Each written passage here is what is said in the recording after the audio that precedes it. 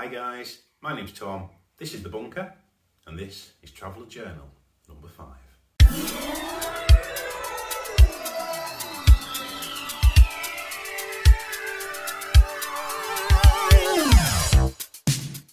So if you haven't caught our other Traveller Journals, do check them out now. They're above me somewhere with the magic of YouTube. And basically we're a lacklustre crew on multiple adventures. If you want to see what characters we have, I've gone through them numerous times, so do check out the other adventures and explain who we are and our development, because I thought it'd be pretty cool to show that we actually play at Mongoose Publishing. So what you're seeing now are a few photos of our latest session. Our crew of motley people and Kat, our beloved GM, who puts up with wow from us is all I'll say.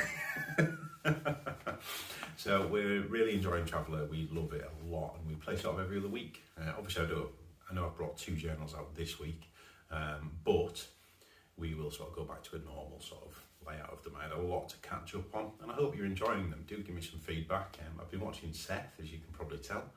Payback time! When we last left our motley crew, we had dropped off our Vargia passengers on the nearest planet in the Vargia extent.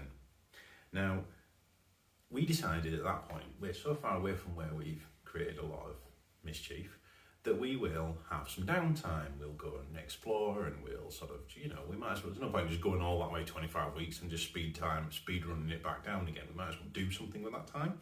So we decided to head to some local bars on the planet that we dropped them off, relax, go to the Travellers Aid Society, buy guns, lots of guns, and genuinely just have a good time. Every good story starts in the bar. Decided that we'd ask about for passengers, so Bert and Blinky went to the bar to try and find any passengers, people that were looking to charter a ship, they might want to take a journey, set off travelling. Turns out that there was a passenger that was looking for travel off-world, and this passenger had quite a lot of credits and was human and had no sort of nefarious past, or so we think. And we were told that this was a young woman who wanted travel. So we pointed out as to where she was, and she was quite clearly sort of well-to-do. After much interactions and discussions and roleplay, it became evident that this Adelaida, and she is a diplomat, and she's a young diplomat that is trained in negotiations, talking. She can talk the talk, but she's also got an incredibly high social skill. I think she's 11 social, which is quite impressive in the world of Traveller. It means people will listen to what she's got to say. It's not like I'm the emperor or anything like that, but she could be somebody's daughter that's quite close to that, and then now a knight, that sort of level. So interestingly, we thought this might be an interesting person to add to our crew, which is a good job because she's our latest addition to our player base. Now, after much role-playing interactions and integrating her into the group, she basically said that she's looking for adventure and to travel the stars with a motley crew of heroes and take part in wild adventures, blow stuff up, meet new people, stuff like that. Look no further! Introducing the newest member of our crew, Adelaida, diplomat. Aggressive diplomat. So along with our new crew member that we took back to the ship, and Jeff, the legend that is Jeff, our Mindy friend, showed her her room and got her settled in and showed her his rock collection. And we also managed to barter a deal for 51 tonnes of spice and some mail to take to Perkin. Now, Perkin would take approximately 3 weeks to reach, which is fine, and it's a good it's a good chance to train and roleplay between the crew members and really sort of develop our crew. Now, we jumped and we jumped and we jumped, so we can jump 2 sectors in one jump, or jump 2 ship. It's not amazing, but it means that we have to go certain routes, because some routes we don't have the jump capability to cross the open void of space, and we would die freezing cold. However, during one of our jumps, we jumped in to this. Holy shit. Now what's interesting here is that we're not in Imperial space yet. We're floating near the edges of it, but we're not in Imperial space. There shouldn't be an Imperial cruiser here, and it certainly shouldn't be asking all of these questions. So this was interesting. This ship wasn't forthcoming at all. We asked who it was, what they wanted with us, why they were here, and they were very much asking brief sort of questions, trying to discern who we are and if we're the ship that might or may or not have been involved in some mischief at the bottom end of the Empire. And it was really interesting because when we started asking them questions, they jumped away. Yeah, you better run. And we might be slightly unsettled by this running, so we hightailed it to Perkin as quickly as we could. And we were not very happy with having a run-in with the Imperial Navy. We decided to get done here and move on as fast as possible.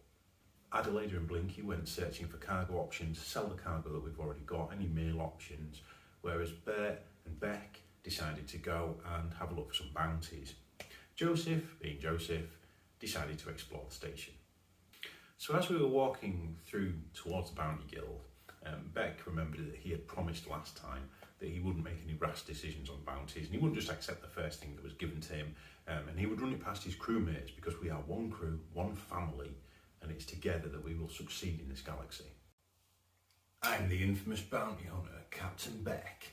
Give me your highest paying bounty.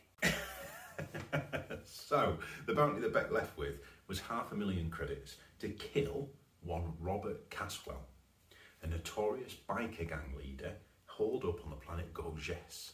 No problems. Now at this point, it's probably worth mentioning that Gorges is an amber zone planet. And an amber zone in Traveller is somewhere that is not really safe to be. It could be a war zone, it could be irradiated, it could be certain species are welcome there, it could be a black ops base, it could be somewhere that you're just not allowed to be. Now in Gorges' case, it's a war zone. Oh yeah! So off we went on the ship, travelled to Gorges with very little idea of what we would find there. The crew were really happy with Beck for this, taking this decision and just accepting another bounty, even when there was somebody with him. So the jump was relatively uneventful. There was no further run-ins with the Imperial ship. That's one that we think we'll come back to later in other adventures.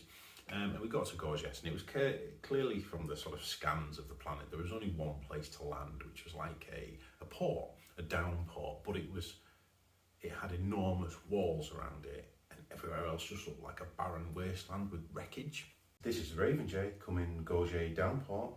So the voice that we got back over the comms was quite tired, flustered, worn out, and they advised that this was the only safe place to land, and we should not land the Raven J outside of the walls, and we have to go there. That's it, no ifs, no buts, this is a war zone. Fear not, the Raven J is here. It would appear that Gorges is completely lawless, and we really should have done a bit of research into that before just accepting a bounty here. At this point, Beck double wand his landing roll. Now a lot of rolls we just get to sort of pass because it's relatively simple, but it is a war zone, and the crew weren't very happy with him, and he managed to snake eyes this landing roll. So he brings the Raven J in and promptly belly flops it on the pad. Now it wasn't massive damage, but it was moderate damage, and he's still living that down now. This place is in chaos. Mercs are running about, there's explosions going off, there's swearing, there's bodies in bags everywhere, there's makeshift pop-up armories, pop-up medical tents. This place is a war zone. It is not a safe place to be. You ain't refueling here, and you ain't getting nice stuff here, you're getting blown up here. We decided the only thing that we could do was to find whoever was a port official that was on the planet and try and find out where this Robert Caswell is, what's going on, or if we need to just scarp her now. Say your piece and move on. Are we ready to kill Robert Caswell? Well, why didn't you say? Anyone that can kill that rat's welcome here. I'll even show you where he is. He's holed up in an ex-military bunker with 4 massive laser cannons and 200 men. Oh dear. At this point we needed to take stock of our situation. Now, for those that don't know the Traveller system, it's easy to die. To be frank, getting shot in Traveller is a big deal. Getting blown up is a bigger deal. I mean, getting blown up in real life is a big deal anyway, as is getting shot. Parked on the next landing pad to us was a mercenary cruiser. They'd sent a strike team after Caswell a couple of days ago, and they've heard nothing back. So we thought that it might be worth sort of scouting out. They gave us the location as to where he was. They gave us as much intel as they could because, to be frank, they were ready to leave. Now, what we came across was quite imposing. There's Jabba the Hutt's fortress, and then there's Jabba the Hutt's fortress. And this guy was not messing about. He had massive walls, 4 laser cannons that were capable of shooting capital ships out of space, and about 200 blokes. However, they were fighting. So at the bottom of his giant door, if you imagine they're all fighting, there's bombs going off and they're shooting it. And we imagined that was the mercenaries attacking the base. And above, right at the top in this tower, it was quite evident that there were 3 little silhouettes, or a few more silhouettes there. And we thought, what is that? Finding a covered position, we got to the top of the cover here. Bert used his trusty spyglass to see what was going on.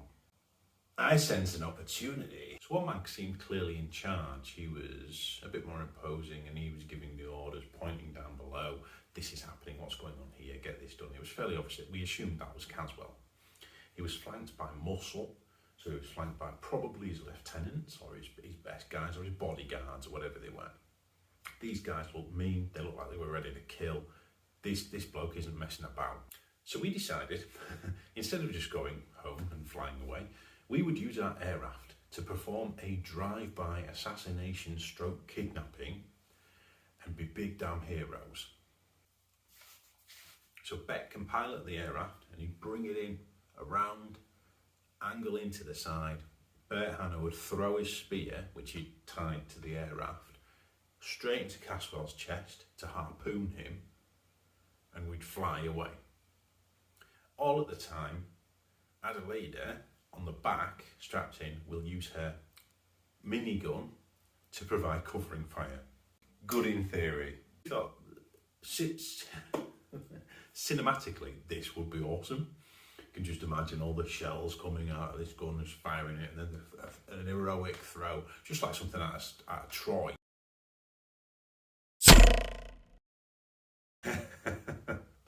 We come along. We got our timings a little bit wrong, and once the dust had settled from all the shells that were getting blazed like crazy, it was fairly evident that we'd killed everybody apart from Caswell. Bert, taking his chance, this spear missed this guy by about an inch, went into the back wall. It would have been an epic moment in roleplay if this had worked. Unfortunately, it didn't.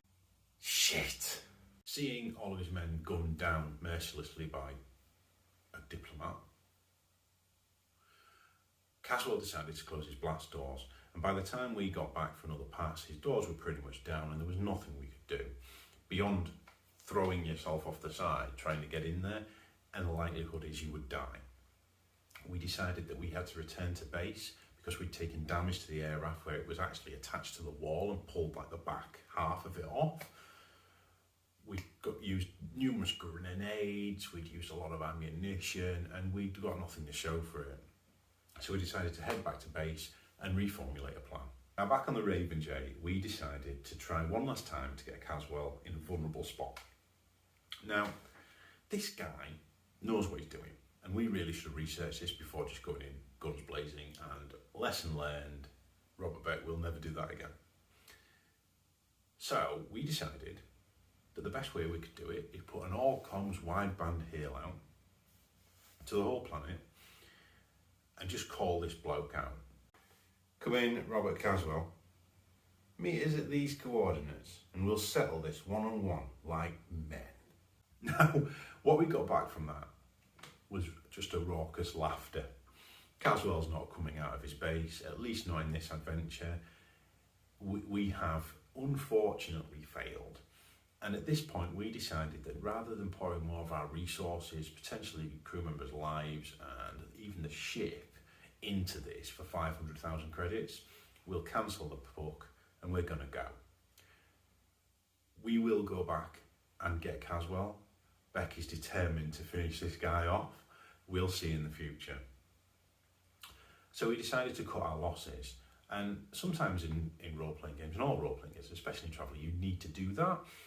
If you think, I would get this guy, but the damage to the aircraft, or, heaven forbid, damage to the ship, is going to soon annihilate that 500,000 credits of winning, so to speak, for getting him. That's much less if somebody doesn't get killed while we're attempting it.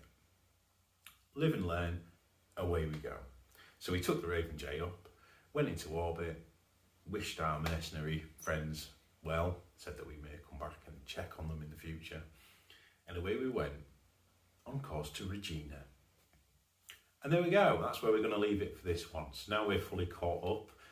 Our exploits on Regina are interesting, and they lead into one of our first major campaigns, which is Secrets of the Ancients. So I hope you've enjoyed that. We're still playing now. We're in a really quite precarious position at the minute, but more than that on the next journal. Do subscribe, guys, for more. Do back us on Patreon if you like. So all the money we make on Patreon goes into the channel. It lets us buy kit like new cameras and mics and all resources and stuff like that. We're really thankful for Mongoose Publishing for backing us in the way that they let us play there, and Cat's such a phenomenal GM. A follow on from last episode, I didn't really know what Cat did. The answer is everything. Until next time, travellers, stay safe, stay well, and happy hobbying.